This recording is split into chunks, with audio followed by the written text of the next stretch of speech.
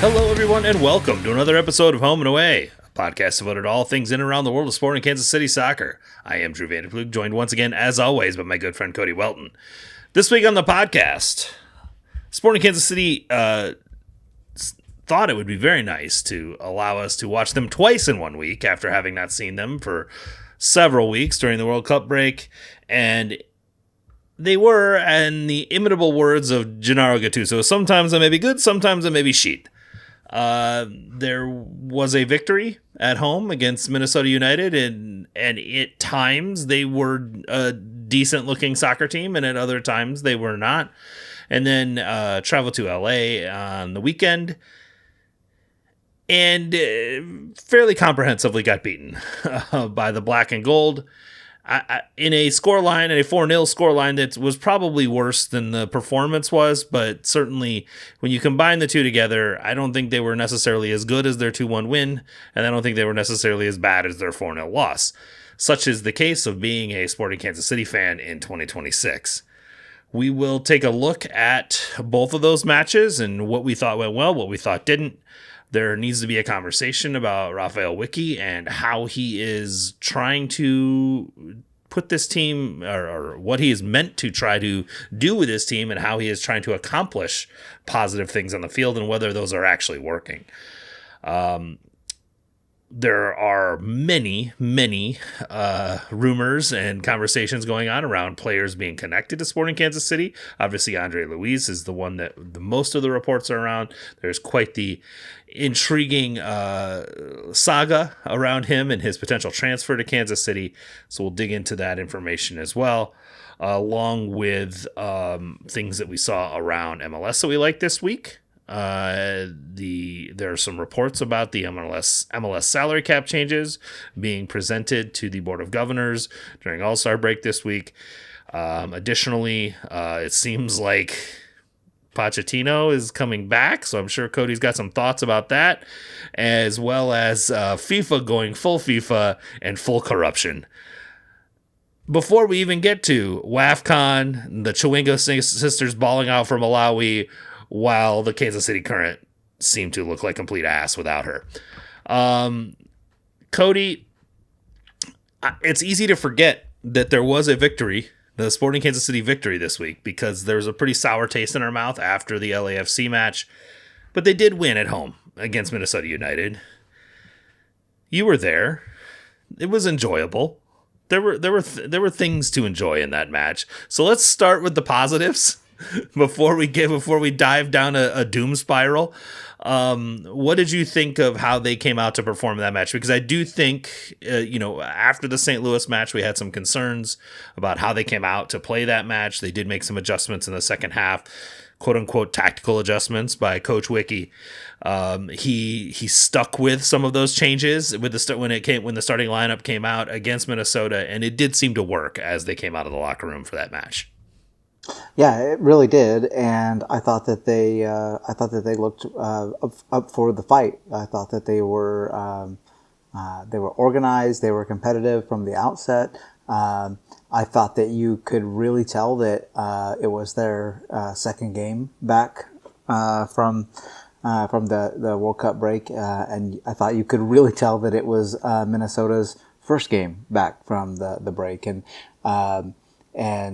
so I thought that I think it serves as an important caveat into to all the positivity. But they were good, and I think being able to trot out what is for the context the most competitive lineup, the highest talent level lineup that Wiki could have fielded. I think that goes a lot into it, right? And we saw over the weekend what happened when just one of those players is missing, and so I think that is again, it's a reminder that there's a long way to go. But I thought that for the most part, I thought they looked good. I thought they looked ready for it. It was really nice to get a couple of goals. It was really the goals came off of good attacking, especially the first goal came off of a really nice attacking sequence. And I think that that's the second goal was too. That was a pretty nice, right? The very nice attacking sequence on the second goal as well.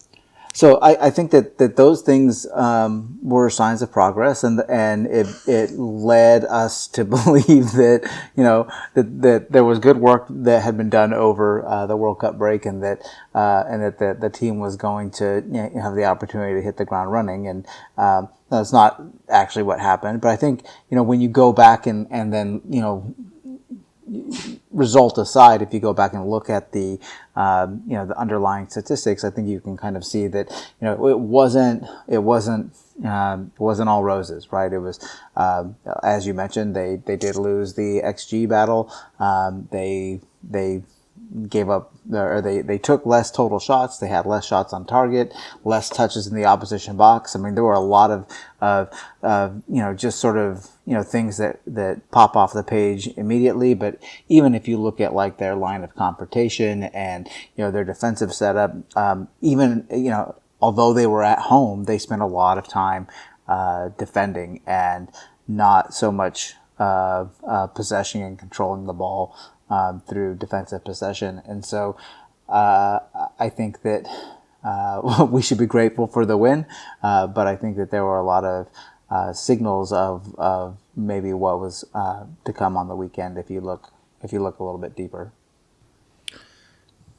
Yeah, I mean, the possession differences between the games are quite stark, actually, when you look at them, and it makes one wonder, hey, was there some sort of like, hey, we need to be better with the ball against LAFC, which was not the right choice. We'll get to that in a moment. We'll get to that in a moment, but I think what really concerned me is after they went up 2-0, how they sort of turtled up after that. They really didn't have any meaningful possession. Minnesota is a different team this year than they were last year. They are not sitting back in a back five and just absorbing pressure and trying to counterattack. They are trying to possess the ball. They're still doing similar things with their wing backs and trying to attack the opponent. They're a very athletic team, as Rafa Wiki said multiple times. They still really focus on set pieces, but they don't sit back near as much. They actually do try to possess the ball more, and if you don't try to take it away from them, they will possess it a lot, and they will put you under pressure. And after the second goal, Sporting really wasn't in this game, and that's a concerning thing. Now I'm glad that they got the 2-1 win. I'm glad that they saw it out, but that's where a lot of the difference in XG comes from, is that last 35 minutes where they're basically turtle up and defending the majority of the time. And the field tilt was heavily in Minnesota's favor for the remainder of the match. And I don't know. I mean, at some level, I understand that this team is only as good as they are, but I think we also all agree that or both of us at least agree, that their best defense is keeping the ball away from their goal. Period. Yeah, they're just not good enough defensively right. Yep, absolutely. And it eventually played out with Paddleford scoring, and then you're really squeaky bum time for the rest of this game, because you allowed that goal, and it was very much like that. And of course, Wiki's not going to say any of these things in the press conference after they just got a win at home. Like, it's only their second win at home all season. Mm-hmm. Of course, he's not going to say that at that point. They're going to celebrate, and they should. They got to win. As Bruce Arena says, the most important stat is the scoreboard. I agree with him in that regard. I'm just saying, like, there were some concerning signs about how they sort of did not influence the game the same way that they were participating in it in the first half and even up until they scored the second goal. That said, I mean, we saw an improved Jake Davis, the same one that we saw in the second half against St. Louis. Mm-hmm. We saw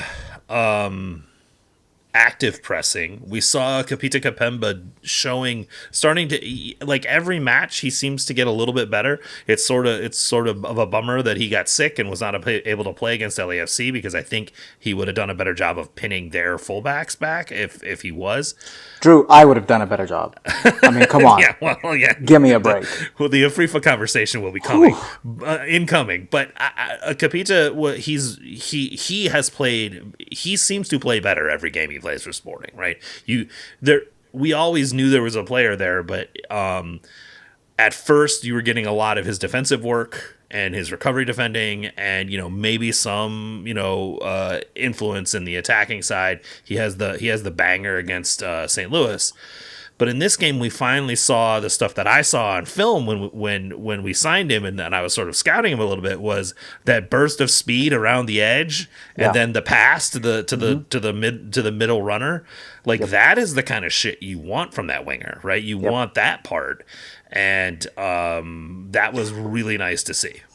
Given the style that Wiki seems to want to play, that is an absolute necessity. And if you don't have a winger who is going to do that kind of thing, as we saw on Saturday, it's going to be a really tough uphill slog. And so you can really see what draw them to sign Capita. He is his work rate and his willingness to, even at the end of the game, to track back and defend, even back into his own box, it's pretty impressive. And I think it's something that really is going noticed in Children's Mercy Park. Like he's a player who gets ovations when he comes off the field, just because the crowd can tell that he is giving everything, right? And that's not necessarily the case for every player that we see make the field. And so I think he's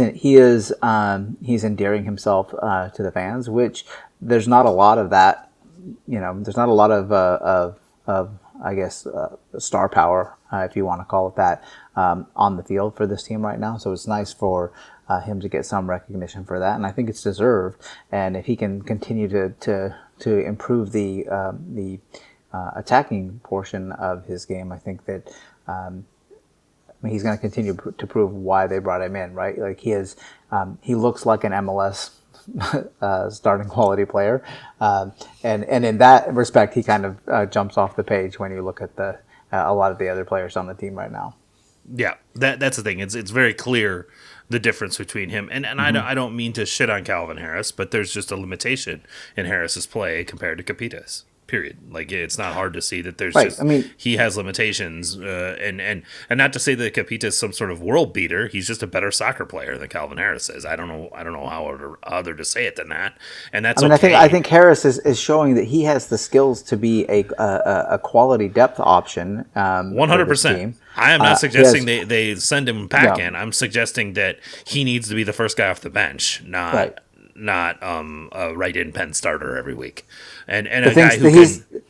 The things that he contributes as a starter are not things that are really moving the needle towards Sporting being competitive for a whole game or winning. I think that or helping them score goals, right? That's the problem. That's what I mean. He racks up a lot of underlying stats that get the ball near a goal scoring area, but he doesn't really do much after that. Well, we've talked about that. That is one of the few places where the team seems to be doing okay is in progressing the ball from box to box, and he's a part of that. But there's a lot more to soccer than that. Mm-hmm. I mean, even in this game, he had a really nice dribble through about 4 guys, and then Darlington Nagbeat it when he got to the 18-yard box. It was unbelievable how just all of a sudden he forgot how to play soccer. I mean, he dribbles through 4 guys on the play, and then just completely forgets what to do as soon as he gets near the scoring area. Yep. And unfortunately, that's a recurring theme. But that's also why we're able to get him for $300,000 as a free agent, right? I mean, absolutely. That's just kind of how that thing works. But that's okay. Those are good guys to have. 100%. At the end of a game, like Calvin Harris, when he's fresh against a tired defense that's been playing for 70 minutes, is great to have. He can exploit those spaces much more easily. Especially if starting every match is going to be a difficult thing for him. If he's a player that you can throw on when you have a lead, for instance, at the last 25 minutes of a game, that's a really valuable player to have on your squad. But if you're hunting goals, he's just not at that quality, at least not yet, and hasn't shown improvement really towards that in his time at KC so far. I'm going to get to the half versus half the conversation here after we talk about LAFC, but a recurring theme with this team over and over again continues to recur, and it started with the first half against LAFC.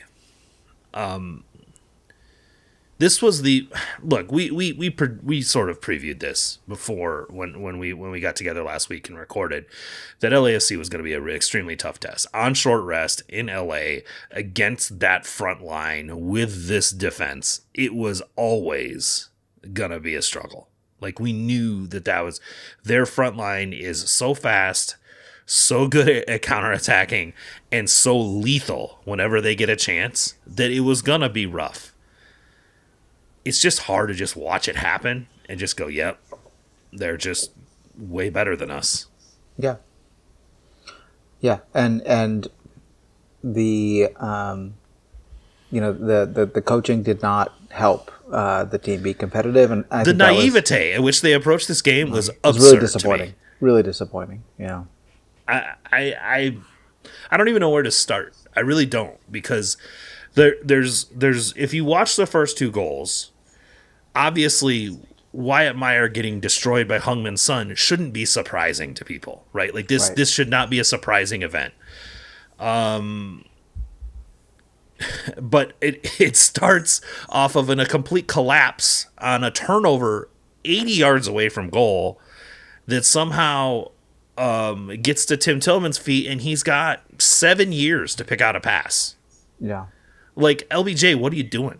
Like, what are you doing? He's just standing in the middle of the field, sort of trying to cover shadow from 5 yards away. Like, that doesn't work, dude. You can't press from 5 yards away. Your cover shadow is non-existent from that distance. I don't even know what you're trying to do from there. And then Zoe is doing the Zoe thing and running back as quickly as he can to try to help win a ball, and he just sort of inadvertently makes the best assist you could possibly imagine to Heung-min Son. And yeah, and then, he does what he does to Wyatt Meyer. I don't know what you expect at that point. I'm not even mad at Wyatt Meyer. It's not his fault he's on the field at that point, right? Like, it's not his fault. Yeah. He had no choice. He could have dog sewed it, but then your team's down a player for the rest of the game. So there wasn't much he could do. The Boanga goal, I'm pretty frustrated with Orborian about. Although, I think that's a good he learned a lesson at that point in time. I don't think Orborian was necessarily aware of how dangerous the attackers are in this league. Yeah. Because there's no reason he should let Denny Boanga cross him there and get to that ball. That ball bounces and Boanga crosses him, and I'm like, dude, no. Well, the ball should never have bounced. He should cross in front of a Boanga and clear it. Like, that's pretty much center back 101 kind of shit, dude. Make Boanga foul you. That was definitely in play. It's a pretty poor decision. I was not excited about that. I hope that as an aberration. When I watch the guy play, I don't see it as something that he normally, he doesn't make those kind of mistakes often. Right. So I'm going to chalk it up to just made a bad decision and wasn't really aware of the moment. But those things are bad for sure. But how they happened is the much more concerning part. Rafa Wicki so you remember we were talking about using an inverted or a closed up fullback and a back three and like creating sort of a 3-2 or a 3-1 situation. He decides to do that with Amir Karic and these two center backs and Lasse in a 3-1-6 and has the center backs 20 yards inside the fucking half line. Yeah, that's crazy. Against the most dangerous counterattacking team in the league. Yep. And they're inside their half, or their attacking half, which means that 20 yards. Like, these center backs are so high, dude. They're not even going to be able to get the attackers to be offside, right, at that point, because because they're inside their own half, right, 20 yards. Like, you can't be offside. When LAFC wins the ball, those guys are just sprinting, and it's just a matter of can they get the ball out. You guys got like Mateo Chouanier, just like, all I got to do is send it 40 yards upfield and let them run onto it. And if your counter press is not nails, and Sporting Kansas City's was absolutely not nails, like, you're just going to give up chances and chance after chance to the best counter attackers maybe in the league. And so it was really rough watching, and even after the first goal, there wasn't a shift. There wasn't a tactical response. I think they compressed forward even more after the first seemed goal. Like it. Yeah, like they were trying to score. Yeah. And it didn't create any, like they weren't able to create chances from it. This team has not been able to create chances from possession all year. What makes you think that all of a sudden trying to do this against LAFC, who desperately wants you to press forward so they can defend, create a turnover, and go the other way fast? Yeah. What makes you think that this is a good tactical idea? It was almost like, well, you know, we're gonna try and play and take it to them regardless of what they do, and just keep doing it even harder. It was like watching that U.S. men's game that Greg coached against Mexico, and they just kept trying to build out. And when they got destroyed at that game too. Right. It was like there was that same sort of like obstinance and like commitment to a plan that was absolutely fucking terrible from the outset, and everybody could see it was terrible. And so yeah, it was just, you know, it was terribly disappointing, and you know, especially given the fact that that you did not have Capita on the field, that just seemed to compound it, right? Like because Afrifa can't do any of the defensive thing at all, and he was a black hole or the offensive thing. Did he do anything in this game? He was. I mean, he got lit up by Moadou, is what he did, which was hilarious. Do you realize how bad you have to be playing to have Moadou just like eviscerate you on the broadcast? Like Mo doesn't really talk shit about players. He doesn't. He does not. Yeah. It is wild to me that he's out. I don't know.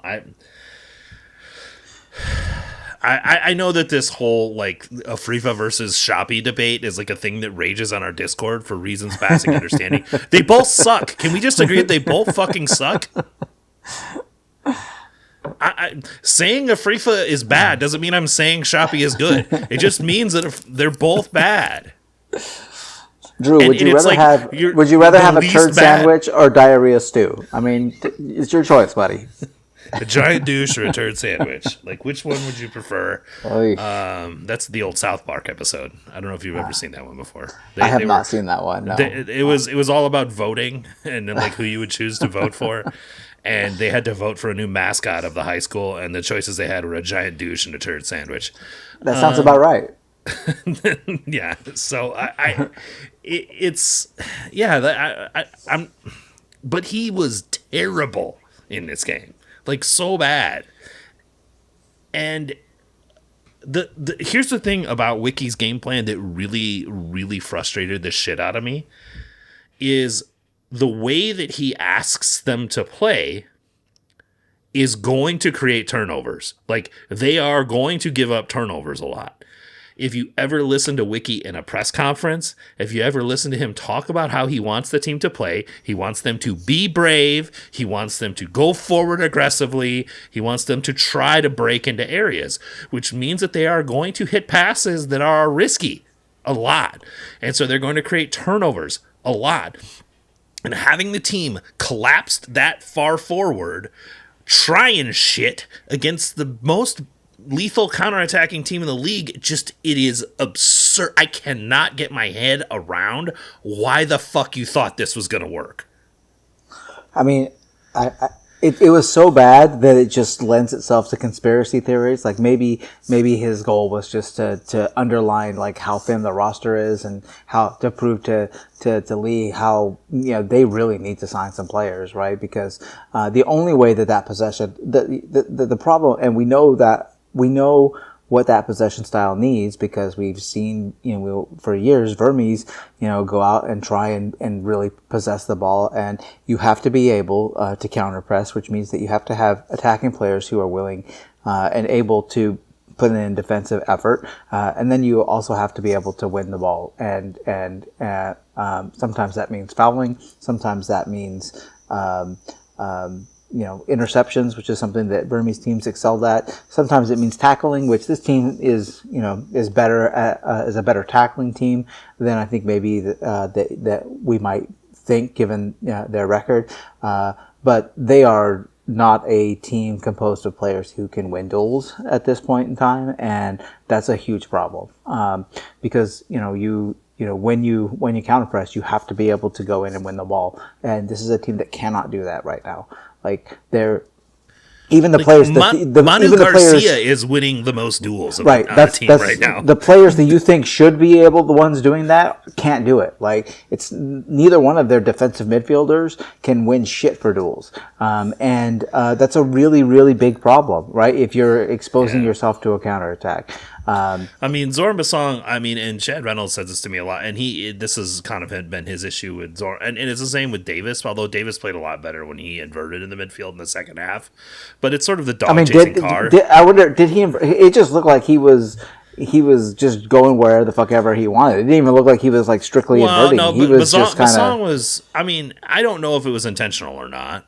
What I saw when I rewatched the second half was Davis would go into the midfield a lot, and Basong would roll into the right half space, and Shoppy would go to the far right side, right. And that would allow Davis to participate in the midfield a little bit more. He did provide cover for LBJ several times.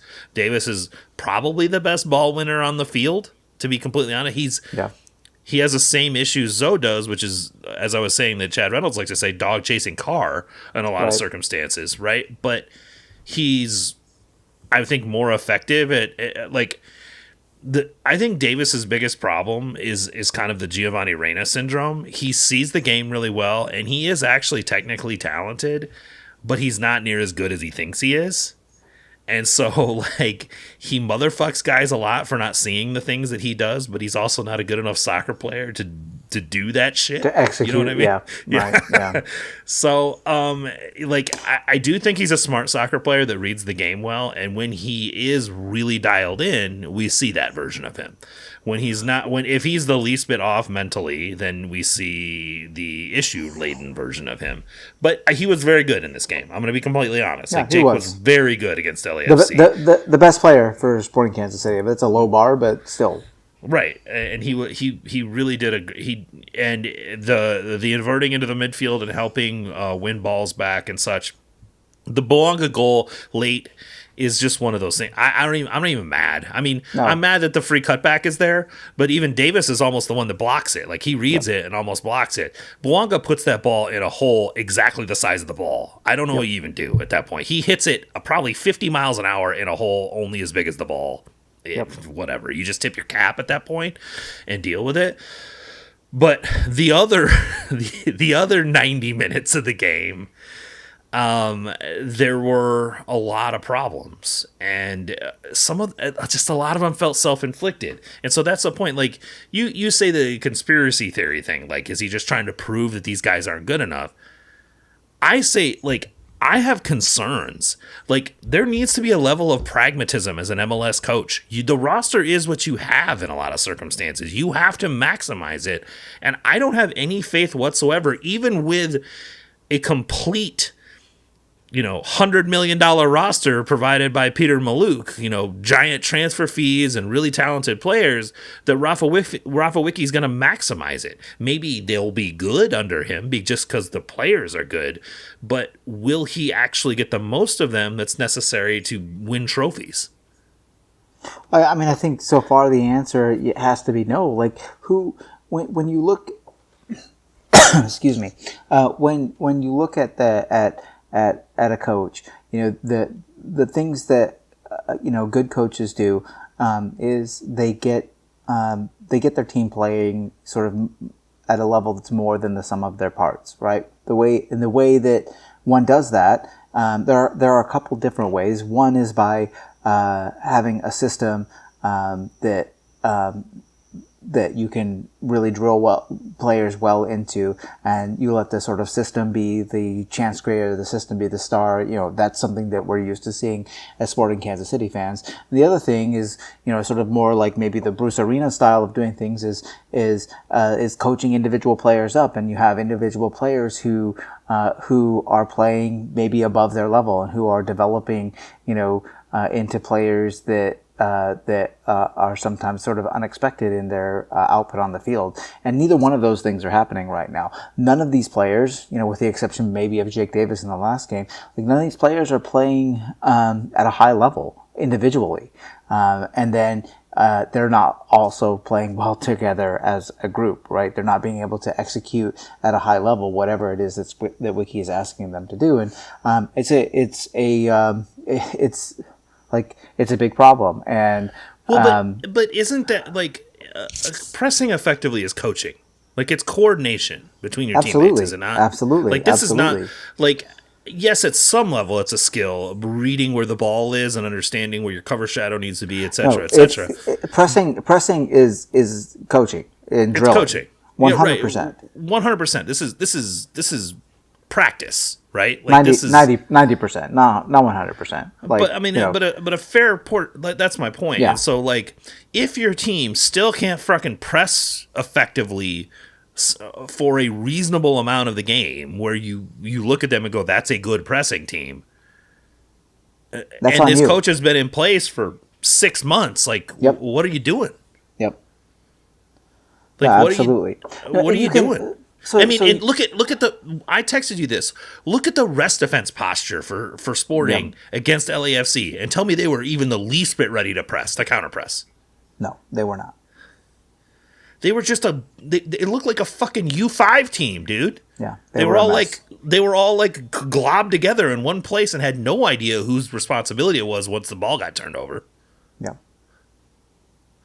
So I always go back to the first time that I saw Minnesota play at Sporting Park under their previous coach, Eric Ramsey, was that his name? That's his name. Yep. And I don't know, like 15 minutes into the game, I knew that guy could coach, right?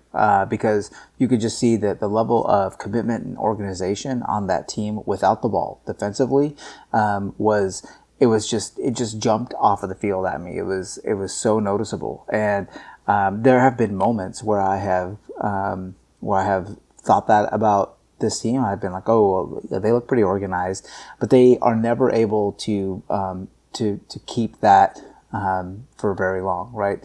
They always drift into sort of disorganization and getting sort of spread out, and then when you do that without the ball, then you put the onus on winning individual battles, and they don't have the talent to do that. And so I think that's part of the reason why they find themselves giving up goals game after game after game.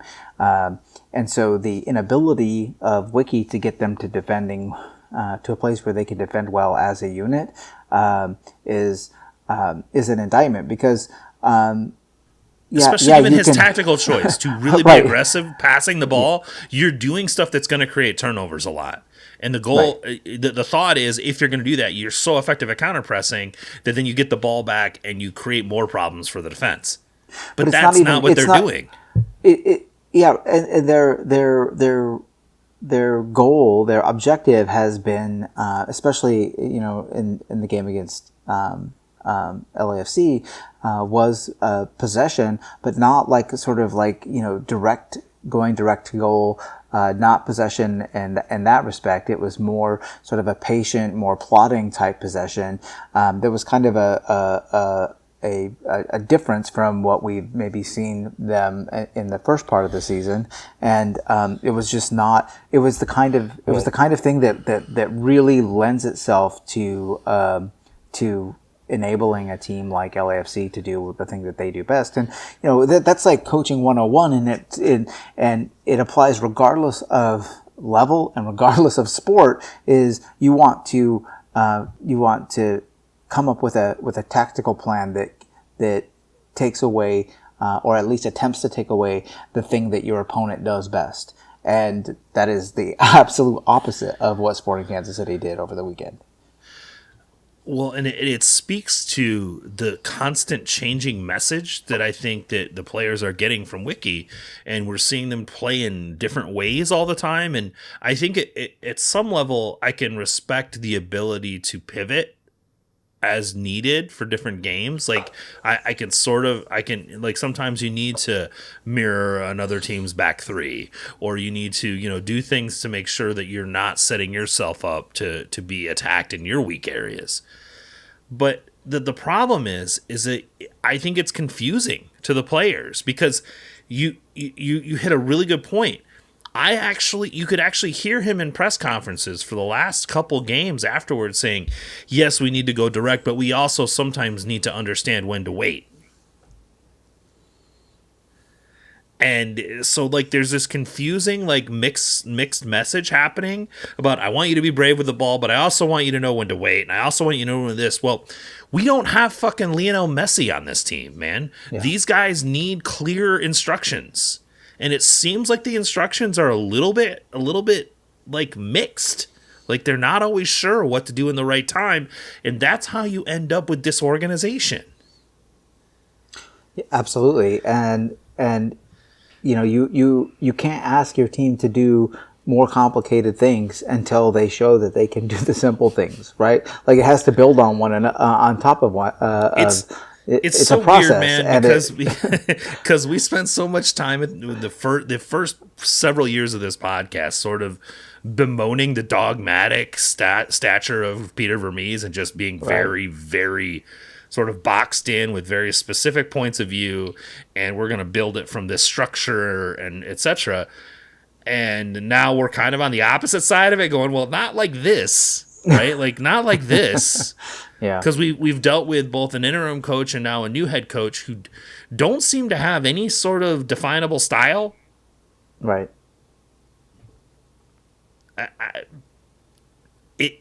It does really change fairly regularly from game to game what they're trying to do. This 3-1-6 came out of fucking nowhere, dude. Have we seen them do this all year? Not that I can remember. Maybe in small spurts, but not, you know, sort of noticeably for. It was very consistent. That Karich was he was sort of really like right next to Wyatt Meyer, and deep in a lot of circumstances. Well, that might be specific. A tactic specific to him, right? Like, to try to protect him. Yeah, to protect Meyer. No, that's what I'm saying. To protect Meyer, like, you've got another defender there, but that's fine as long as those guys don't get 20 yards inside the half line while they're attacking. Right. Well, and it's not something they have Reed do, which is weird because, you know, Reed has been a noticeably substandard in the attacking third, and Karich has those skills more than Reed, and so. Yeah, I don't know, man. It like you said, it's hard to see patterns of consistency in the coaching, and that's lending itself to a lack of consistency in the play. There's a whole lot of trying shit going on right now, both on the coaching staff and on the field. It's not. There's no like. I don't see an identity. Right. And the end result will be magically they'll start to kind of look okay when they have better players, but well, I mean, they already do. Like, if you look at anybody could do that, right? If you look at I mean, they're better now than they were in April. Sure. Of course. Why? Because they're going to steal points from teams now, like they couldn't in April. Remember, we bemoaned it's like even at. Like, everything had to go right. We talked about how bad this team was. Like, bad MLS teams can still steal a win every now and then. Yeah. This team was so bad, they came nowhere near stealing a win. Now they're good enough that they can steal a win every now and then. But that's just because the players have gotten better. That's not because the coaching has gotten better. Yeah. And I feel like Rafa Wicki is coaching a roster he doesn't have. Seems that way. Absolutely. Seems like he's coaching for the roster he expects to have next year. In the meantime, like, this is a team but that's my point. Like, if I'm evaluating the viability of a coach long term, I'm looking at, like, the hard when you really see if a coach is good or not is what they do when they have a bad team. Yeah, absolutely. You got to coach your ass off when you have a bad team. Yeah. I mean, Brian Schmetzer's going through it right now. Yes, he is. But we've seen him with bad teams find a way to get results because he is a good soccer coach. Mm-hmm. And that's one, you know, I'm not going to go full managers everything. I don't think that's that. And I'm not going to go full managers don't matter. I'm just saying that I think managers matter some. And I don't think Rafa Wiki adds anything, and he probably takes some away. Not a ton, yeah. But I don't think he's helping. I mean, that seems like a fair assessment. I mean, but at least we're not at the point where we're questioning his like personnel decisions. Like the roster is the roster, and it's pretty straightforward who should be playing and who should not be playing. And so there aren't any of those kinds of questions right now. Really, it's just about how the team is set up and their tactical approach on a game by game basis. And so. I don't know. In that respect, it almost should make his job easier, right? Like he doesn't have to worry about who to. Well, but that's the thing that should make it really easy, pragmatically, of like how he sets them up, right? Like what he's trying to get them to do, and I don't know how to. It's just like it speaks to somebody trying too hard. You know what I mean? Like just he's trying to like being a little too cute with things. I'm just like, no, dude, just. Yeah, I think I would agree, and I simplify think a little bit. The team is not good enough. These players aren't good enough, and the squad build is not balanced enough to allow for the cuteness. And I will say I do feel for him because there are big problems on the roster, even with starting, quote unquote starting quality players. Like Manu Garcia is a problem that it still has not been fixed on a consistent basis. Like he had he's really a problem bad game. In what way? I mean, he was a non-factor in the LAFC game, and I think hold on though. Hold on. Wait. Hold on, because this is going right in the direction that I saw some people in the Discord going. He had a goal contribution in 5 straight fucking games before that. Okay, he had an off day. He had an off day. Like, let's calm down with he's a problem. Like I don't think that's an appropriate framing. I think in a tactical sense, he presents a problem that a coach needs to solve.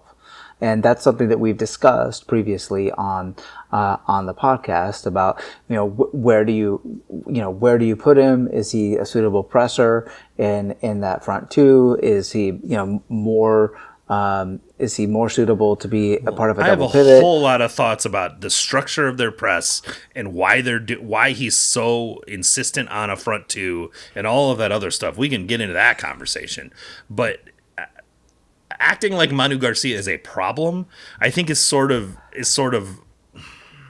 overstating the issues related to what's going on. He presents he's the best player on the team. And the necessity of putting him on the field, having him on the field, creates tactical problems that Wiki hasn't shown that he can solve consistently. Right, but I mean, Lionel Messi doesn't fucking defend. No, Carlos Gil doesn't defend. Those teams do just fine. Right, and this team doesn't, and in part because he's surrounded by players of lower quality than are also on because teams. because a coach is putting in a tactical plan that puts so much emphasis on his own defending. Like it is ridiculous. That's kind of my point. Is that Wiki's not stepping up and solving that tactical issue. Right, to get the most out of Garcia. But it's a tactical issue of his own creation, I guess. I totally agree. I totally agree. It's not a Garcia a problem. It's a Rafa Wiki problem for not being willing to look at a different way of doing things. That's all I'm saying. Yeah, I don't disagree with that. I don't disagree with that at all. And I think that the defensive midfield issue, like there are problems there that he has not done a good job of solving either. I don't know if he chose to put Jake Davis inverted into the midfield in the second half, or if that was just something they naturally did, but it did work. It did work. So it was better. The problem with that, Drew, is that it pushes Basong forward, and that's fucking pointless. Like, well, frankly. no, but that speaks to the fact that they need a fucking right back or a center mid. They need one of those positions to be solved for, right? I mean, but you can't. But you can't, like, gets right back to the point of you can't make that tactical switch if you don't have the personnel to execute it, right? Like, I think he was willing to do it because he was down 3 goals. Like, well, who fucking cares at that point, right? Like, and he also Shoppy was on the field, who is a much better defender than Steven Afrifa is. So like there was. So am I, Drew. So am I. We've beaten the Steven Afrifa gong enough. I am not. Podcast. I am not a Afrifa enjoyer. Neither of us are. Wow. I mean, anyone with a brain that has ever participated in the Discord or seen or spoken to any of us is quite well aware that we are not the Afrifa enjoyer account. Now, I said all those things. Like, I don't think that they're. With this roster, there are not easy answers. Like, there just are not, right? But we've seen time and time again the Wiki go for answers that are more complicated than they need to be. Like putting Ian James at right back, that was a very complicated answer that created way more problems than it might have solved even if it was successful, right? So it's just, and none of these solutions include, trying a back three, like an actual back three. Like, we've kind of drifted away from those experiments, and I don't know why, because it ain't like this shit is working. And you have a surplus of center backs, and none of them are good, granted, but. Well, he seems so hell bent on trying to like force his way into offensive chance creation. Which at some level I sort of understand. But they're not creating chances. But they're not. Like their attack sucks. He put so many players forward in this game, and it did nothing for chance creation. And all it did was made them extremely, unbalanced. Unbalanced, and they got destroyed on the backside because of it. And like I said, it's weird, I don't want to feel like I'm talking out of both sides of my mouth, because we did bemoan the sort of pragmatic and dogmatic nature of Peter Vermees, but we knew his way with a roster and a season was to build the defensive structure first. Every coach does this, by the way. Like, every good coach builds the defensive structure first. Not Rafa Wiki. No. He's trying to like create this fast flowing like attacking structure, and at some level, okay, cool. But if you can't win the fucking ball back when you need to, you're never gonna have opportunities to possess in positive areas. I don't see a fast flowing attacking structure being implemented, and I think that it's a bunch of fucking hero ball. The only way that they get cool stuff happening is one-off sequences where everything works right, and that happens like twice a game, or hero ball. Like, that's it. Yeah. And it's like watching fucking James Harden for the Oklahoma City Thunder. Like, that is like, it is, or Russell Westbrook is probably what I'm talking about more. It is like that is. They don't have a plan, or if they have a plan, they just don't have the guys that can execute it, and it's just really frustrating to me. I don't think this coach deserves what's about to be put in his lap. That's the thing that frustrates me. Because we're going to talk here in a second about these $20 million players that the club is trying to buy, and they should have a much better coach coaching them, in my opinion. I don't disagree. He does not seem to be it. I didn't expect tonight to go full on like Drew's wiki rant, but I am very close to the wiki out like pitchfork situation. I'm very close to it. I just don't see a pragmatic coach. Pragmatism is important in coaching, man. Soccer, there's so much you cannot fucking address on a soccer field once the game starts. Peter Vermees will even tell you that. Once the game starts, you really can't do much. Even if you yell and scream and do all these things, you're pretty much helpless.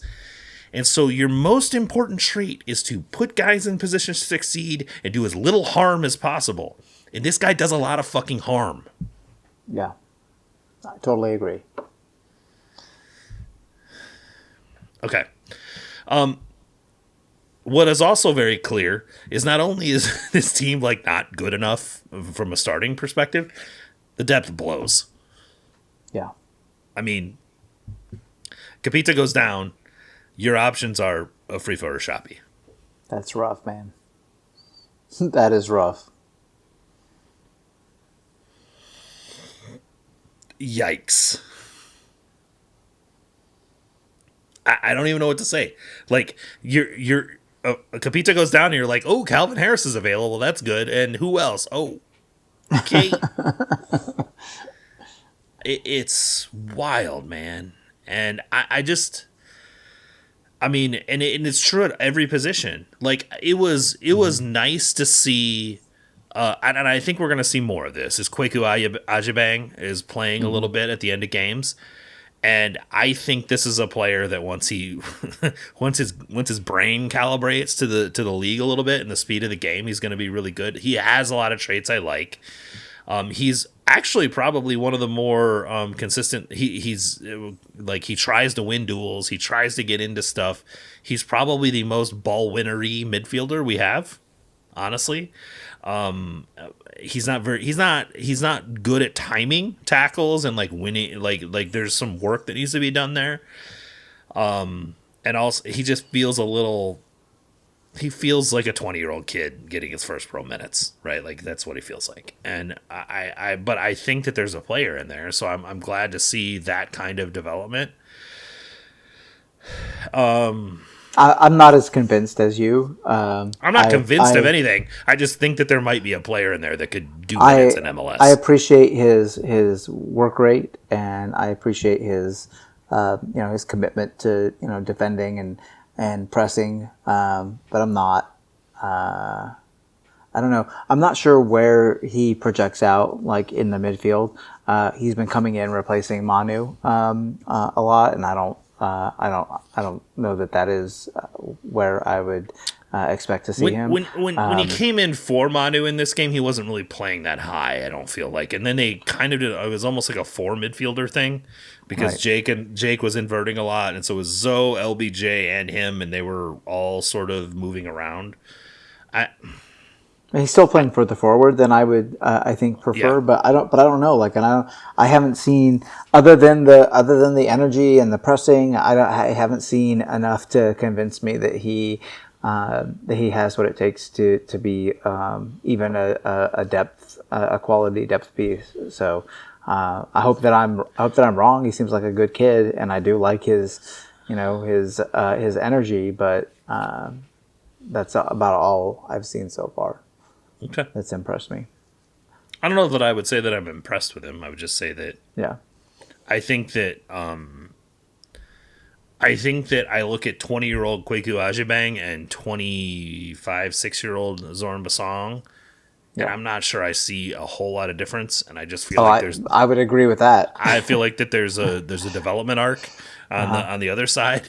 You know what I mean? Potential development arc on the other side when it comes to quality central midfield depth. But they desperately I feel like I've come all the way back around on Zoe. I was like down on Zoe last year, and then I was like, oh, maybe there's a player in here, and he looks like he could be a good defensive midfielder. And I think I'm back to he's a depth piece at best. But he's a backup. I mean, if this team is good, he's a backup left back. That's what he is. Maybe he plays midfield, but ideally he doesn't. It would be nice to have a player who could be a backup at both positions. That's good. Well, and he can, but yeah, I mean, I think 2027, Jaden Reed is not on the roster, and he is the backup left back, and that's fine. I'm totally fine with that. And he plays some minutes of central midfield when you need him to. That's fine too. But both him and Jake Davis can be that, and I'm totally fine with that. But that also means, like, from a roster building perspective, they need a legitimate starting right back. They need a legitimate starting midfielder next to LBJ. They need a legitimate starting winger to go along with Capita. Now, hopefully that's what's happening with all of the stuff we're hearing in the press right now. They also need a fucking goalkeeper, man. Like, I mean, I thought Cleveland played really well against Minnesota, but he also played like absolute dick against LAFC. Like, he was not good. He didn't, like, he he didn't make any saves that were unexpected, right? Like he did what he needed to do. But he's perfectly fine for this team, but he's right not now. fine for a team that's meant to win something at all. Totally agree. And I kept hearing, folks who were sitting around me during the Minnesota game, they were impressed, but they kept mentioning how young Cleveland was, and I wanted to turn to them and say, look, he is not that young. He's the anti-Polskamp. He's 31. He is not young at all, and that means that he's actually not that good. Because there's that he's kind of like Kempen in that regard, where he always looks like he's 18. Yeah, and Kempen still looks young as hell. He looks like he's 18. Absolutely. But it's one of those deals where, I mean, he's fine. I can't get that worried about it because this team's not good enough for me to be worried about the goalkeeper. But it's if you're looking legitimately at this team, they need a starting right back, they need a starting central midfielder, they need a starting winger, and they need a starting goalkeeper for them to be a legitimate MLS team. And then, Zoe and Jake being capable of backing up both the fullback and central midfield positions is good, but they need more depth at central midfield. They need more depth at wing. It can't just be Calvin Harris. It has to be more depth at those positions. I think Calhera is a decent backup striker. They need someone to back up Manu. I don't know who, when if Manu Garcia gets injured, what the fuck does this team do? It's the Jake Davis show, man. It's JFD all day long.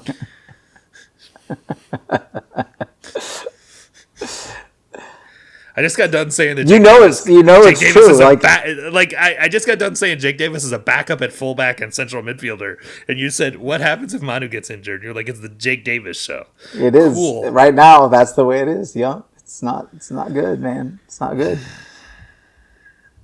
But that's okay. We're signing David players Greenwald right and left. thinks he's just as good as Manu, so it's fine. I'm sure it'll be totally fine. Yeah. Yeah. But there's some serious depth issues on this team. I don't understand why we don't already have 3 U22 signings at those positions that are just brought in to just take a flyer on and try and develop. And it seems like we're just putting all of our eggs in the big money basket, which hooray for that. But this is what happens when you don't have a full fucking staff. This is what I said. I went on a rant about this in March, April, when the window closed and we didn't sign enough players. And I was like, this is David Lee took this job in fucking September of last year. We are closing in on 12 months in role. He's hired 3 fucking guys. Yeah, that's not good, man. I don't know if the ownership change has created problems here, or if it's just him, or if he's just working so hard trying to do shit himself that he can't focus on it. But it feels that way. When you're trying to sign, let's transition to the conversation about Andre Luiz. There was more reports this week about a potential increase in Sporting Kansas City's offer for Andre Luiz to incentivize Olympiacos to sell him. And if he's super focused on getting club to player negotiations completed, the way that this conversation is being framed publicly, it seems to me that maybe the player terms have been agreed to. It's more just getting the club to club portion of it agreed to, and that we're still just not really there yet.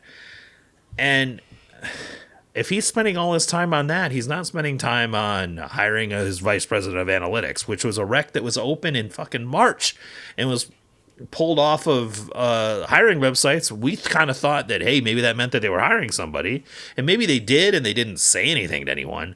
I don't know. This club is so closed off informationally. It's really hard to tell what they're doing on a week-to-week basis.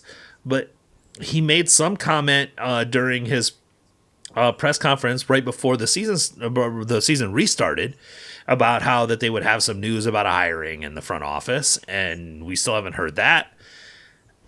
And he did admit he didn't recognize the size of the amount of work involved with replacing or staffing or whatever it was to like get all these in place while he's also trying to run a team. And I can appreciate that at some level. But also, like, once you recognize that that is a problem, you have to put things in place to enable you to accelerate past your issues, right? Like, figure out recruiting strategies or recruitment firms or people to help you. Like, that was the whole thing with the analytics deal. They were working with Bobby Warshaw's company to try and find somebody for that. And we still haven't heard anything about that role being filled. And it's just everything is taking so much time to complete, and it is unfortunate because Sporting Kansas City fans are so like used to everything being so methodical and slow that they think that this is more of the same. You have an opportunity as the new president and chief soccer officer to sort of shift the paradigm. And it seems like the only paradigm that's being shifted is by the managing owner, Peter Maluk, with his money. It does seem that way. Like the organization and how it operates has not shifted, and it needs to like make people feel good, make these fans who have been sort of eating this shit sandwich for several years feel good about the fact that the club that they support is actually trying to fix the problem. Yeah, I mean, and you know, kind of to your point, like you can't just approach one of those problems, right? You can't. Yes, the team needs starting quality players, and yes, it's gratifying as a fan to see them rumored to spend around $20 million on quality talent. But if that player comes in and gets injured or takes a while to bed in, and you've not invested in the depth, then that you're not really moving the needle that much, right? Like the approach has to be comprehensive and it has to be deep across the entire roster, and it hasn't been. And so it's the kind of unbalanced approach that's going to get you into trouble, down the road. So I don't know.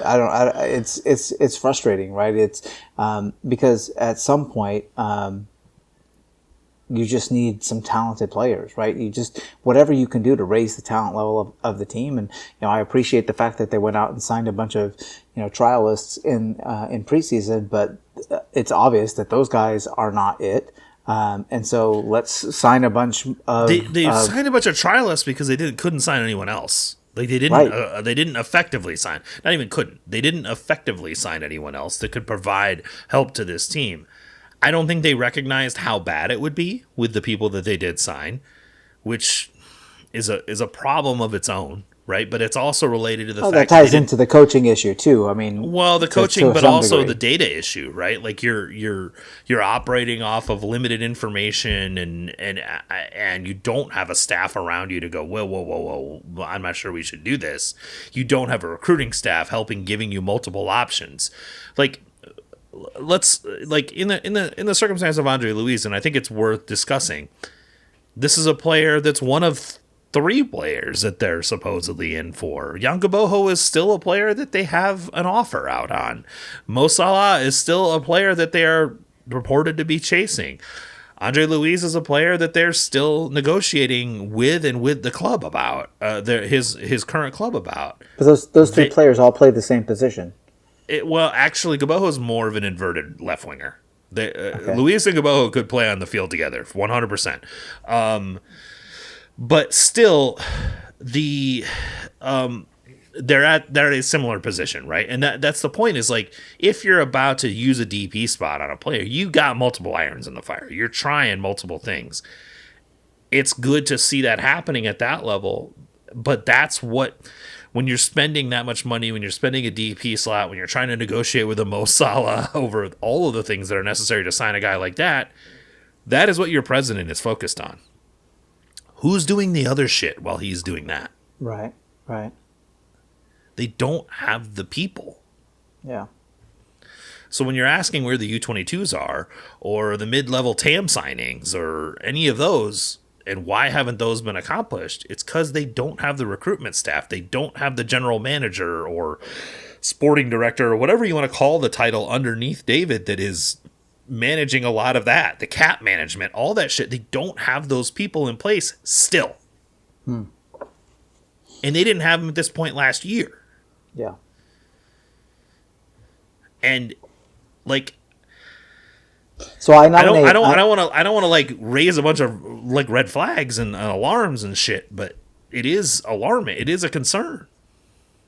Well, let's as a group, let's nominate Zach Cobb to approach Maluk via Discord, and notify him of our concerns. I couldn't think of a better person to do it. I was gonna say, well, I mean, I'm not getting on Twitter to talk to Peter Maluk, so no. I definitely. LinkedIn is where you talk to Peter Maluk. I'm pretty sure. Maluk, no, well, he was responding to Tom Bogert, like replying to his tweets. So like, even better forum for Zach Cobb. Then. I mean, like, Chad Twitter, Smith got all kinds of big head about the fact that he was responding to his tweets. So there's trust me, like. They're random fans he'll respond to on Twitter. So, I mean, Zach's a little bit more than a random fan. You would think that he would be, I bet if Zach added Peter Maluk about, like, hey, when you're going to fix this fucking front office, he might get a response. That's what I'm hoping for. That's why I recommended it. I just want to be entertained. I just want to be entertained, Drew. That's all. It would be entertaining. It would be entertaining. That is a fact. I'm not sure it would change a whole lot in the short term, but it would be entertaining.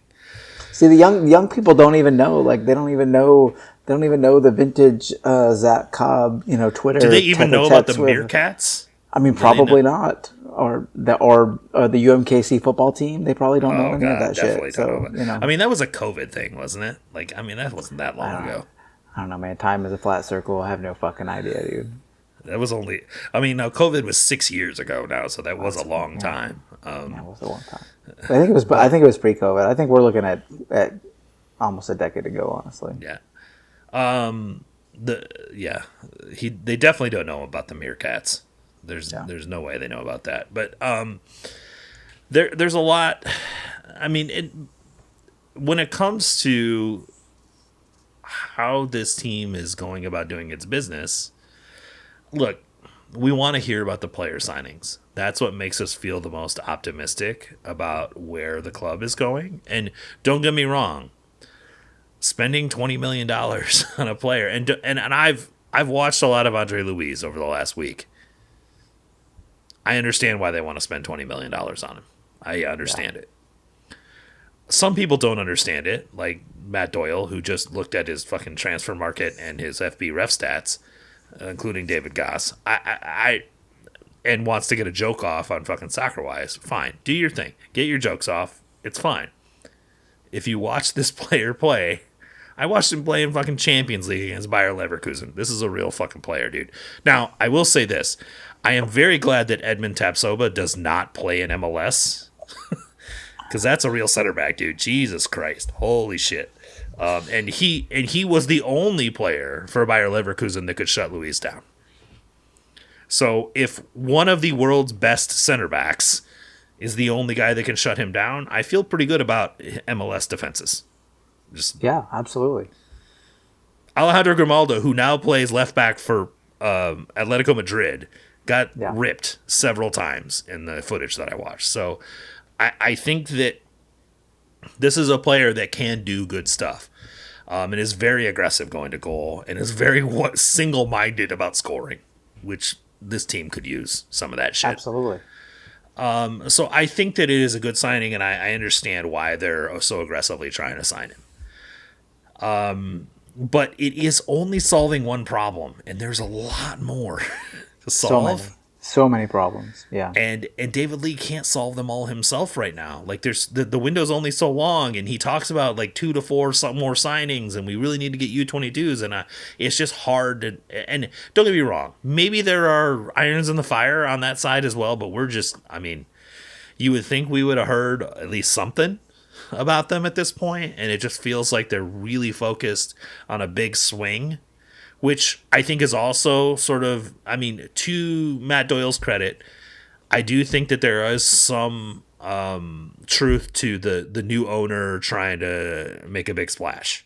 Like, I do think that is part of this conversation. And because of that, Lee is singularly focused on making that splash, and I do think that is to the detriment of fixing the other 6 or 7 problems with the roster build. Yeah, I mean, I think that that is a pretty succinct way to put it, to look a good way to look at what might be happening. I mean, I'm excited for a new signing, especially one of that profile. But I I watch enough soccer to know that, like, adding a right winger, even a really good one, is just not. It's not a silver bullet, and there are really big problems with the defense, which we hope are in the process of being fixed by signings, and it'll be exciting. Well, Moises Mosquera got on the field. Like, let's talk about that. He was good. Yeah, go ahead, please. He came on the field for about 20, 30 minutes. I was pleasantly surprised. Like, I didn't really know what I was going to see when I saw him. He's legit. Like, he's legit, and he's got wheels. Like, that was the biggest thing that I saw. He can actually erase counterattacks on his own, which it's been a minute since we've had one of those. I mean, Eiko Parra has been out for a while. We haven't had that, like, single man eraser, and there were several instances where he just got on his bike and all of a sudden he was a yard past, like, guys like Denny Bouanga, and I'm like, oh, okay. And the guy is huge. Like, that's a big dude. Like, he's a TCBer, right? He's the kind of he's a person who takes care of business. Like, he's big, he's strong, he's fast, he reads, and he's not afraid to go do his job. And I think that I was, especially given all the other context around his his debut, it was heartening to see him play.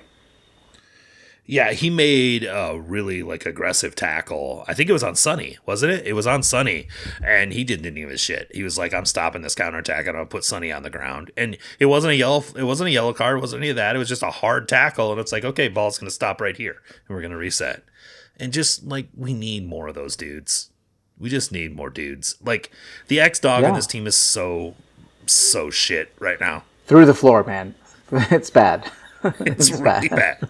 We need some X-Dog, and it's very, very small sample size, but the early returns are good when it comes to Moises Mosquera. All right, so Andre Luiz, there have been a lot of reports. There's been a lot of talking.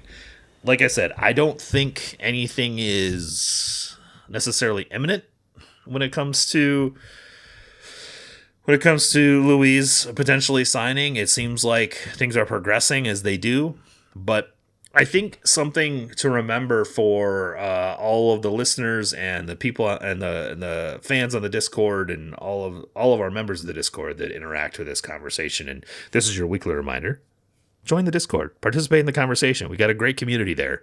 Please, if you'd like to talk about this team, that is where the discussion happens. I promise you. You will find more like-minded individuals there that will participate in it with you. We're not used to being in this area. Like, just candidly, $20 million is by more than 2x the largest signing in the team's history. I don't care what they said Alan Pulido's transfer fee was. It was not $10 million. So this is by more than 2x the largest transfer fee in the team's history. We're talking like top 5 transfer fees in MLS history is what we're talking about when it comes to the numbers being thrown around with Andre Luiz. So, of course, everybody's pretty fired up. When you start playing in this pool, things take a minute.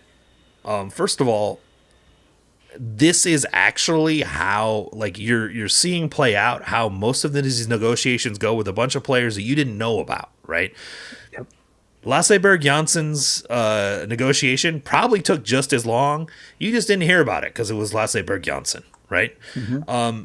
This, because it's a potential $20 million transfer fee, people get a sniff of it, they hear about it, it gets in the press, and it becomes this thing that, seems to be, it's like, man, like, you're like, are we going to get this done or not? Like, you're tapping your wrist and you're like, hey, is there going to be news? I need new news. You just sort of like want to be satiated by that need for this great new player to come in and save the team. Realistically, like, this is how these go. They take a while. They take a while to accomplish. Will it happen? I'm not sure. I think things are moving in a direction where they, more than a 50% chance it will happen. But who knows? It's Evangelos Marinakis owns Olympiacos, man. That guy is a fucking psycho. Like, I mean, if you guys are familiar with Nottingham Forest and like how that team is run, same owner. This dude's kind of crazy. Who knows? I mean, it's not even that. Like, it's just like at this level, when you get into this sort of $20 million range, or that is a range that involves a lot of large clubs across Europe, and these deals are complicated, right? And even if you're looking at, if you follow an EPL team like both of us do, like sometimes those deals happen by surprise, and you're pleasantly surprised, but sometimes they're sagas that go right up until deadline day. And like the fact is like this, when MLS is starting to compete with this profile of player, these are players who are in or entering their prime, who already play in Europe. You have to expect that these deals might last well into August, and maybe even up until deadline day, and that sucks. But that's just kind of the way it is, and at least MLS clubs are in the conversation now, which would not have been the case 5 years ago, even 5 years ago. This is not a player profile that we would likely see coming to MLS, and so. Just you have to be patient. You have to kind of play the game, and just know that that there are probably other clubs sniffing around, and Wolverhampton in this scenario, yeah. Right, and maybe there are, and maybe agents are trying to inflate fees by leaking things like that to the press. Like, you just don't know at this level. What to believe and what not to believe, and you just you have to trust the process. And we've already talked about the fact that there are 3 high profile attacking players that are at least that Sporting is taking a close look at, and you have to hope that at least one of those players becomes a reality, because it seems right now, right, that all of the eggs are in this basket, and so let's get one of these players across the line, and then see where we can address the other shortcomings on the roster. I mean, it definitely feels that way, just because the news is all around the big signing, and because of that, so it sort of sucks all the air out of any other things that might be happening, and so you're really sort of singularly focused on that. And I think you make a really good point. Just like that, when you play in this market, it's much more difficult to get things across the line. We saw this with Atlanta United and Emmanuel Latte-Lath, and I don't really want to use that as an example because we know how Latte-Lath has been since he's joined MLS, but it was very much that, where Middlesbrough was playing around with him quite a bit, and then all of a sudden, and then like Atlanta had to go chase someone else, and then Middlesbrough came back at the end. I think this would be completely different, and it will be completely different next year when the season is beginning right now, as opposed to it being halfway through the season. And if, as a fan, you've got some hopes that maybe the team could lift itself up, and candidly, like St. Louis has, and pulled themselves into playoff positions, and you're like, hey, maybe if we get some players, I mean, it's ick, but they are in the playoff positions right now, and they have played fairly well under Johan Dame, which is a whole separate conversation about hiring good coaches. But if you have hopes of that as a Sporting Kansas City fan, you need these good players to arrive now. I think in next year at this time frame, you're a little more willing to wait that first month and get the right player across the line to improve your team, because you have the whole season in front of you. So that is part of the reason why this shift is really important in the schedule. And especially now that we have an owner that's willing to invest and buy players from overseas for significant transfer fees, that has not been a place we normally played in. So the summer transfer window was sort of whatever. Now it becomes a lot more important when you're playing in a different pool financially, and the hope is that by the time hopefully by the time we get here next year, that David Lee has built out a staff. I mean, I keep saying that, right? Like, hopefully he's built out a staff, and who knows? I mean, I don't know what to say about that, but I've already hit that drum enough times. I do think it's worth noting that Yanga Boho is still under offer from Sporting Kansas City. George Shook just actually put an article in the Discord about like his current prospects, and it seems like we're the only one that are really in for him right now. So it's like, does he want to go to MLS or not? It's a French sports article, so who knows how accurate all of the information is around it. And that's the thing, when it comes to these types of transactions, you're going to see a lot of reporting that is going to be a lot of innuendo, right? And like may or may not be completely factual. But those are moves we could potentially do both, and then you're going to try to figure out what you do with Manu Garcia. And there are a lot of things, but I appreciate the owner being the new managing owner of the club being aggressive about trying to improve the team. Like, that's good shit. Those are good problems to have. Figuring out what you do with Manu Garcia, those are good problems to have, but there's still several other areas of the roster that desperately need help, because as you said, if they sign Andrew Luiz and he gets injured 2 games in, and you're back to Calvin Harris and Capita. Yeah, you're right back where you started. Yeah. So you still have to have somebody who can get the ball to these wingers, right? And, right. You have to have somebody who can help shield the back line. You have to have somebody who can play right back, and there's just a lot more that needs to happen. And I think it's, I mean, we think that the center back issue is at least solved for now. So we've got 2 starting quality center backs, and we just need to get them time on the pitch together.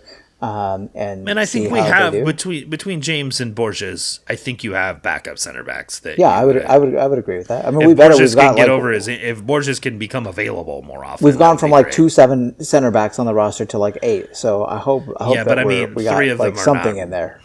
3 of them are not really players you would want to put on the field, but I think you're definitely with James and Borges. Assuming Borges can ever be healthy. You're in a scenario where you have 4 that you're comfortable with. That's all you need. You probably don't want to play Borges and James in the same game, but you want, you have backups. So yeah, there have been improvements. I don't want to act like there haven't been improvements, but there are still serious depth issues in central midfield and at wing. Yep. Right. Yep. And at striker, Absolutely. I mean, with Taylor Calhoun injured, who the hell? What happens if Jovic gets hurt? Like, honestly. Yeah. Calvin Harris, probably. Yeah. Cool. Can we get Temo Chawinga to come over and play for the dudes? We need Calvin up top, and then Shoppy and Afrifa on the wings. Beautiful. The beautiful game, man. That's Yoga Benito for sure.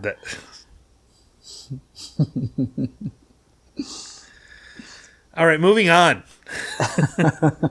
Let's go to potpourri. Just like your favorite Jeopardy category, we got a few topics in around the MLS.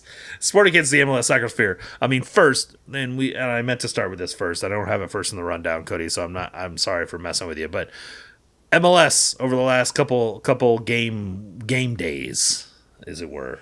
What did you enjoy with MLS over the last week? I mean, I think that the soccer was not very good for most of it. So it looked like a new season, didn't it? It looked like a new season, and it was kind of like, eh. But I don't know. I mean, I'm just glad that it's back. Honestly, it's just nice to put on the games. I don't think that any games really super stood out to me. I did watch the Baby Bulls get smacked down over the weekend, and But you that was still, sad, you but, still, you still like Udinat over Adri Mehmeti in the process. I mean, holy shit, dude. I mean, come on.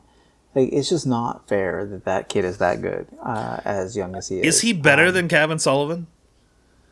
I mean, I don't know. I mean, I'm biased. I feel like he plays a harder position. He plays. Yeah, That's the way I feel too. And he looks like he looks like the real deal, man. And his ability to do to read the game and do the defensive off ball stuff, but also to move into attack, and his willingness to like receive and turn and hit a pass immediately, like almost a blind pass, but it's not blind because he's been checking his shoulder the whole time, so that when he receives on the turn, he can just get that ball out, and it happens just like immediately. And it's just such an elite skill, and it's just amazing to watch a kid that young do that kind of shit, honestly. And I'm so excited to watch him continue to develop. Yeah, I mean, I don't know that I look at Red Bull's results and concern myself too much with them, because it's more about like what guys are playing for them and how they're developing. Yeah. And the goal that Cade Cowell scored against Philly, was exactly what you're talking about. He receives the ball in the half turn and just rifles it one touch, because he's already checked his shoulder. He already knows where the pressure's going. He rifles it one touch through the lines right to Emil Forsberg's foot. And then Forsberg's got the easiest assist on earth. Yeah, and it's really amazing. It is absolutely absurd to me that a kid that age, like he's 17 years old, and he's that like positionally aware. Yeah. Like, I can appreciate Kevin Sullivan. I'm glad that he's playing more under their interim head coach. Like, I think they should play him more. Like, what's Philly trying to do? Like, why wouldn't you play him more? And he has played well, and he is a good player, and he should continue to play. But, I'm kind of like you. I'm biased because I'm a central midfield enjoyer, and he is really, really good. Really good. It's fun to watch. We got a couple of young Americans at that position that I'm very excited about, women and men, and it's kind of nice. It's kind of nice to have. Although, I mean, Adri's he could play for some other countries, so we better fix that shit real quick. What did I like about MLS? I mean, honestly, this is dumb. I know this is dumb. The All-Star Game's probably happening right now as we're recording. I don't really care about the All-Star Game, but I do actually kind of like the skills competition. It's just kind of fun for me to watch it. I don't know why. I've always like it's like NBA All-Star Weekend. I watch the dunk contest and the three-point shootout. That's all I watch. Nice. I don't watch any of the other stuff. Grandpa Tim Ream absolutely destroyed everyone in the passing contest last night. It was absurd. Like, he killed this thing. Where they've got to like hit the ball into all these different areas from different distances, and like one of them's like a lob into a bin and all that stuff. Like, he broke the record twice for the fastest time ever, which was the previous record was made by Ricky Puig. So like, that should tell you something. And I know we've always known that Grandpa Tim was like a really good passer, like that was his thing. But dude, he like over and over, he just like he broke the record and then went right to the next round and broke the record again by even more. Like, it was That's amazing. It was kind of wild. And I think he would have broke the record in the first round if the thing had fallen down fast enough. So like, the last target both guys shoot at, and it's like sponsored by Bounty or whatever, and the thing has to shut down. He hit the thing before it slapped down, so he didn't get credit for it. And then he hit the frame 4 times in a row after that, and then hit the center of it. It was wild. Like, I've never seen a person place a ball in exactly the right spot like that. Like, these guys are pros and they're really good at it, but I also watched like Sun Hung Min absolutely fail at this. So like, you're watching Tim Ream and he just put the ball exactly where he wanted over and over and over again. And you have to respect the talent involved with being able to do something like that. So that I enjoyed that. And it's in Charlotte. His whole family's there watching him sort of ball out. That's so great. that part was good too. Are you watching? Are you watching tonight? I mean, are you watching the current game? Is it on right now? The current 4-0. They just scored again. I mean, well, it's really nice to play the worst team in the league. That's all I can say. Yeah. Even Yep. Chris Armas can't fuck that up. Every time I hope that that the Current will get on a losing streak and Chris Armas will get fired, they find a way not to fuck that up because they're just candidly too good.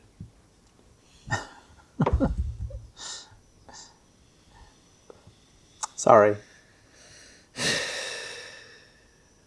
Although it does look like they're vastly overperforming their XG, which candidly they had underperformed their XG most of the year. So there is some reversion to the mean, coming for them. It just would really piss me off if it kept Chris Armas in a job. Oh, Haley Hopkins has 2 goals and an assist playing center forward. Yep. Shocker of all shockers, Haley Hopkins center forward is good. Yeah. Jesus Christ. Okay. Anyway, that's our current talk for the week. Let's go to Mauricio Pochettino apparently re-signing with the U.S. for the U.S. men's national team head coaching job through the next World Cup. Your thoughts? I'm on the record as being anti 2-term national team coaches. But I'm going to give myself an out because I don't consider his last stint a full term. Here comes the hedging. Oh my God, the hedging has already begun. I will say I don't think it really matters that much, honestly. I don't think he was that good. I appreciate him as a personality. I do appreciate. I have in the past appreciated his coaching. I don't think he moved the needle like so far. But I do think that it gives U.S. soccer an air of legitimacy that maybe they haven't had, and I think that has some value. I would be do you think that helps with dual national recruiting? Because he doesn't seem to care about the dual national recruiting thing. But do you think him being the coach helps with it? No. I don't think it does. Well, then I think it's an inhibitor. Then if it doesn't help, because he doesn't seem interested at all in trying to work on it. So like the Noki Bankses of the world and the Julian Jarchewski Halls and whatnot. Like Poland's already been coming after Julian Hall. Like I mean, they're coming hard. Yeah, and yeah. I count that as MLS academies working when like kids of multinational descent that can get passports for other countries have giant, like big European or other like federations coming after them when they're 16, 17, 18 years old. That's the MLS Academy system working. Totally agree. But also, he was born in the United States. Can we, keep some of that talent for ourselves, please? Yeah. Because I don't know if you watched the U20s last night, but goddamn, that was rough. I heard. And part of it is because it's not the U20s, right? Xavier Gozo is at the All-Star game, right? Kevin Sullivan and Adrian Mehmeti and Hall, all those guys, they're not there, right? So like that's part of the reason why. But still, like I would like us to. We know how good France is as a team, even if they're coached by Didier Deschamps. But part of what, France is a great youth team. Like, if you go against them in any youth tournament, you know that you're dealing with, like, really good players. And, like, that's what we need to be doing if we really want this team to be good at World Cups. Like, we need to keep building that pipeline. And I'm really excited about the potential of the pipeline for the next World Cup. But it doesn't work if they all get recruited by other nations to play for them. So are you not a fan of the Poach resigning? I'm kind of on the Tuchel Rahman kind of vein where I think it's fine if he coaches through the Copa America, but I think that if you look at Tuchel's thread, he's got like a lot of like information, and he just posted one today like about like the over a 4-year cycle where the team's elo spikes versus where it doesn't, and it's right around the 3.5-year mark is where the team is playing at its best, and it definitely it starts to nosedive after that. Like that's kind of where the message starts to run dry and whatnot. My concern is if they don't like Poch isn't gonna. The only reason Poch is gonna leave is because some big club job comes for him. Right? Right. So if they do well, and I think it's possible that he could build them up to having a really good performance at Copa America, assuming that all the things we're hearing about it being back in the U.S. again and it being a big event, assuming all the stuff we're hearing about that is true, he could build them to a really good performance at Copa America and really like elevate the level of the team to that point. I don't need them to be good then. Right. I need them to be good 2 years from then. Right. And if they start to nosedive after that, I don't see how I'm concerned about how you arrest that and make them good in 2030. Yeah. Like I legitimately. I think you're putting the cart before the horse a little bit there, buddy. Well, no, I'm thinking, I would take being good at Copa for sure. And being shit at the World Cup? I mean, I don't think they're going to be shit. I think well, that they kind of are what they are. The same at the World Cup. Yeah, I mean, if they really performed well, I would take that. I mean, no. I don't know. Like I said, well. I didn't. I'm saying like if they do good, if they make the semifinals of Copa America, which they've done before, by the way, the Centenario here, they made it to the semifinals in Houston against Argentina. I was at that game. If they make the semifinals of Copa America and play well in that game, but lose to a good Brazil or something like that, right? And then they get like 5 points in the group, make it to the round of 32, win a knockout stage, and go to the round of 16 and get beat again. You're totally fine with that? Oh yeah. That's where they are right now. Like a coach, but I want to see progression. That's my point. I want to see progression. That is the same shit it's been my whole fucking life. Progression just comes from better players, man. Like Poach is not going to move the needle that far. But that's my point. Like, why keep him around if he's not going to move the needle? Because it looks cool. Because I would rather. But that's what I'm saying is like if you look at the history of when these teams peak at their peak performance, it is about the 3.5-year range, and I would rather that be during the World Cup than during Copa America. That's all I'm saying. Yeah. So who would be your choice? BJ Callahan. Yeah, I would kind of agree with that. I don't know. We'll see. I was kind of surprised to hear that he would take the gig, but I mean, I think it's a pretty posh gig. Honestly, I think the pay's pretty good. I think the you demands, think it pays pretty good? There's like a billionaire investor covering his salary. The time demands compared to a high level club gig, the stress, especially coaching in the United States is not the pressure cooker like some national team jobs can be. I think like good for him, man. I think it's a pretty cush gig, frankly, and I don't think it moves the needle a lot either way, and so I'm fine with it. But I hear your concerns, and I do think that they're valid concerns. Well, this is like the opposite world, because typically you're the one saying no, we should never keep a coach after a World Cup cycle. Yeah, and now you're just sort of ambivalent about it. You're just like you created this new argument. Well, it's not really a full cycle, so I could just be whatever about this. My argument against him, in addition to that, is when you look at all the high level club coaches, none of them did shit in this World Cup.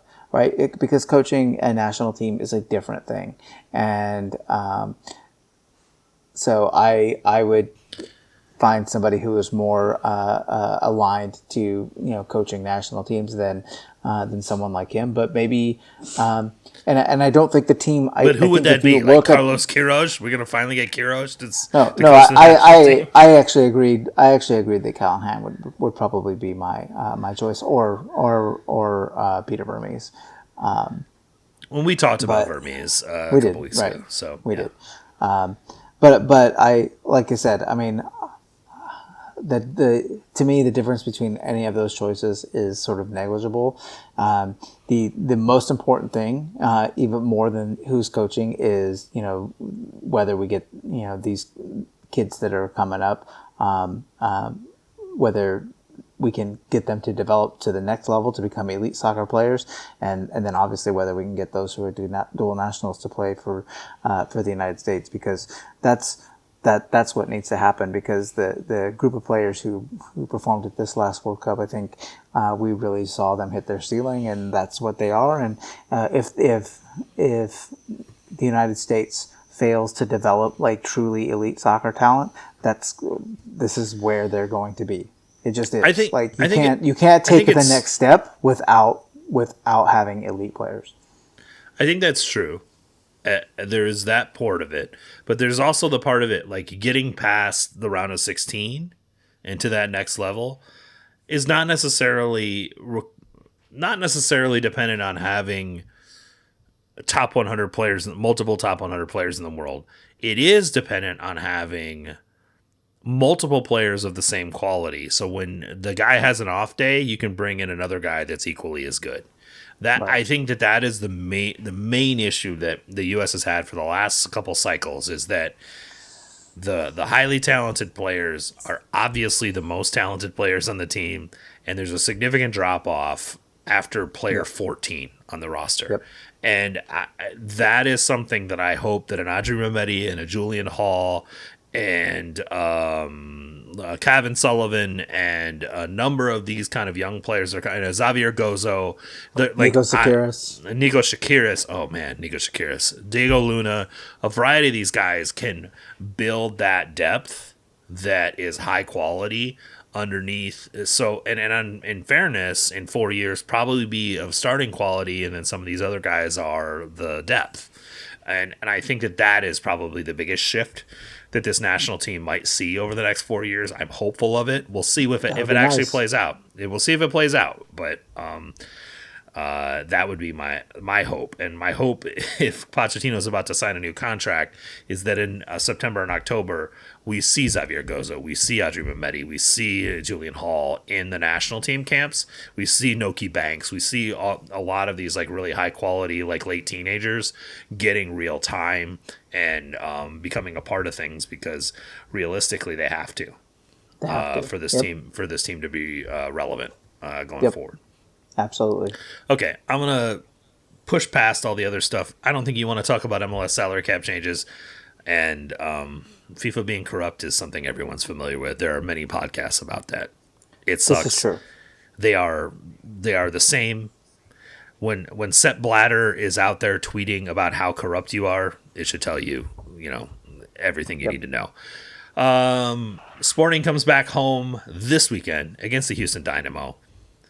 The Dynamo are playing pretty well. They have not lost a game in like 5 or 6.